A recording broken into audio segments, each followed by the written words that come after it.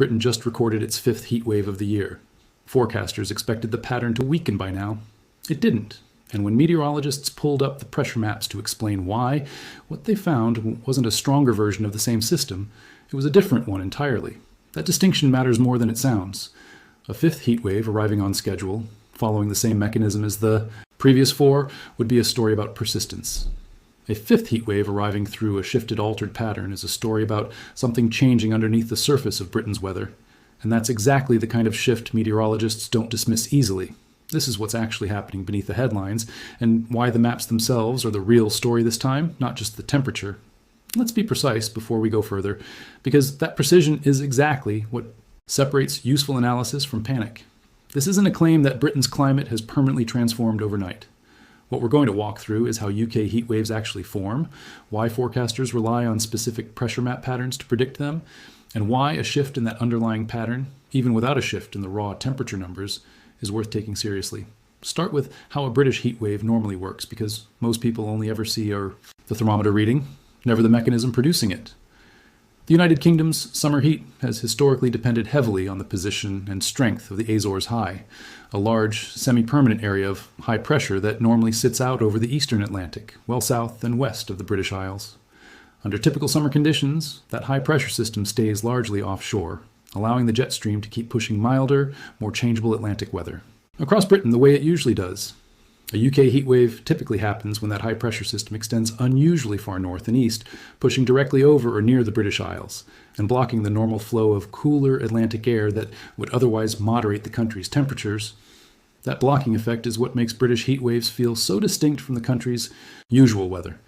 Instead of the fast-moving, changeable systems residents are used to, cycling through cloud, rain, and brief sunny spells within the same week, a blocked pattern locks the same dry, stable conditions in place for days or even weeks at a stretch, allowing heat to build steadily rather than dissipating the way it normally would under Britain's more typical Atlantic-influenced climate. Now understand what forecasters actually watch for on their pressure maps when predicting these events. It isn't just whether high pressure is present. It's exactly where that ridge sits, how far north it extends, and crucially, which direction the airflow around it is pulling from. Since UK heat waves that draw hot, dry air up from continental Europe or North Africa tend to produce dramatically higher temperatures than heat waves built primarily from a stalled but more locally sourced high-pressure system. Here's where this particular story gets interesting. Forecasters tracking Britain's heat wave pattern this year expected each successive heat event to follow a broadly similar template to the ones before it, extensions of that same Azores high ridge, each one weakening slightly as the summer progressed, which is the typical pattern in most UK heat wave summers. That expectation wasn't a guess. It was built on a well-established seasonal pattern. Researchers have observed across previous UK heatwave summers where an initial strong ridge tends to gradually lose strength as the underlying atmospheric conditions driving it shift with the changing season.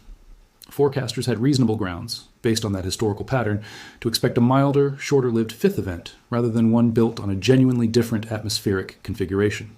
Instead, the pressure configuration behind the fifth heat wave showed meaningful structural differences from the previous four. Rather than a straightforward northward extension of the Azores High, meteorologists observed a more complex blocking pattern, involving a secondary area of high pressure interacting with the primary ridge in a way that altered both the trajectory of incoming air and the overall stability of the pattern sitting over the country. Read that again slowly. Not simply a bigger version of the same weather system. A structurally different configuration, producing a similar surface result, extreme heat, through a meaningfully different atmospheric mechanism. Now here's why that distinction matters so much to the scientists studying it. When a heat wave forms through a familiar, well-understood mechanism, forecasters have decades of historical analogs to draw on for predicting its behavior and eventual breakdown. When the underlying pattern shifts into something less familiar, that predictive confidence drops considerably, even if the immediate temperature outcome looks similar on the surface. That's precisely why this fifth heat wave has drawn closer scientific attention than a simple continuation of the summer's existing pattern would have. Researchers aren't just asking how hot it's going to get. They're asking whether the specific atmospheric configuration producing British heat waves is itself beginning to shift into new, less historically predictable territory. That's a genuinely different kind of question than the one meteorologists are usually answering during a routine hot spell, and it's exactly the kind of question that tends to generate careful, methodical research rather than quick, confident headlines. But that's not even the most significant piece of this story. Climate researchers have spent Recent years documenting a broader pattern of increasingly persistent and unusual atmospheric blocking events across the North Atlantic and European sector, patterns linked in ongoing research to changes in the jet stream's behavior as the planet continues warming. The jet stream, a fast-moving river of high-altitude air that historically kept weather systems moving predictably across Britain and northern Europe, appears to be exhibiting more frequent and more persistent T-wave-like distortions in recent years, according to a growing body of atmospheric research. Some scientists studying this trend have proposed that reduced temperature contrast between the rapidly warming Arctic and the more slowly warming mid-latitudes may be weakening the forces that normally keep the jet stream moving in a relatively straight, predictable path. That temperature contrast matters because it's essentially the engine driving the jet stream's speed and shape in the first place. A sharper temperature difference between the Arctic and the mid-latitudes historically produced a faster, straighter jet stream, one that moved weather systems through relatively quickly rather than letting them stall. As the Arctic warms at a faster rate than regions further south, that contrast narrows, and some researchers argue the resulting weaker, wavier jet stream becomes more prone to exactly the kind of prolonged blocking patterns behind events like this fifth heat wave. Let that land for a second. The same broad mechanism potentially responsible for stalled heat domes over other parts of the world may also be contributing to the kind of unusual, structurally different blocking pattern meteorologists just observed behind Britain's fifth heat wave of the year. To understand why this matters beyond a single unusual weather map, you have to understand what it means for forecasting confidence going forward.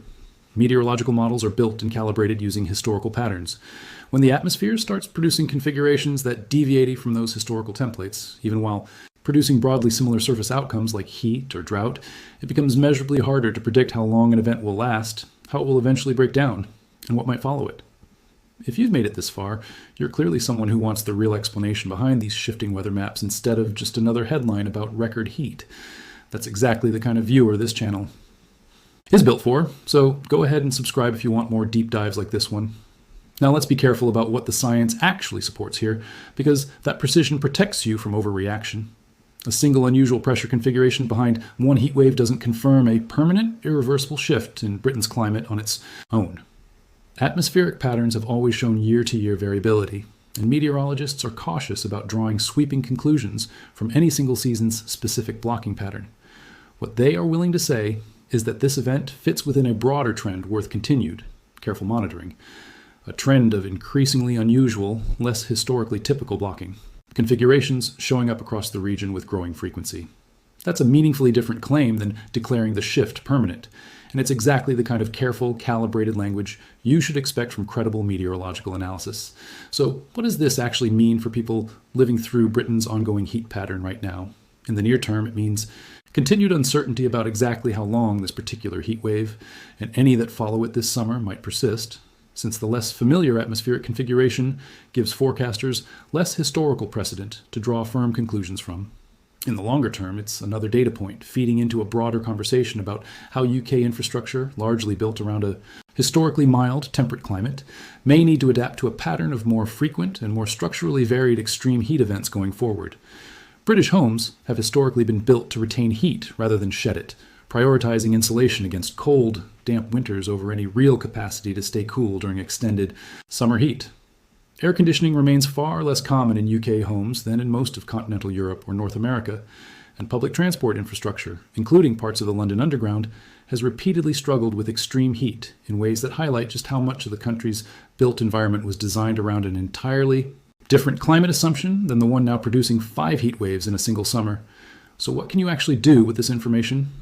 Start by treating each heat wave in this sequence as its own distinct event worth checking fresh forecasts for, rather than assuming it will behave identically to the ones before it, since forecasters themselves are working with reduced confidence around exactly this kind of atmospheric novelty.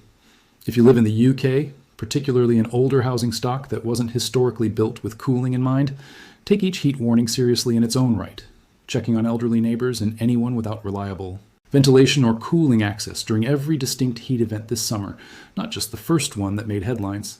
Simple, practical steps make a meaningful difference in homes never designed for sustained heat. Keep curtains or blinds closed during the hottest hours of the day. Open windows strategically during cooler, early morning or late evening periods to create cross-ventilation, and avoid using ovens or other heat-generating appliances during peak afternoon temperatures, since even small additional heat sources can matter more in a home that lacks any mechanical cooling to begin with.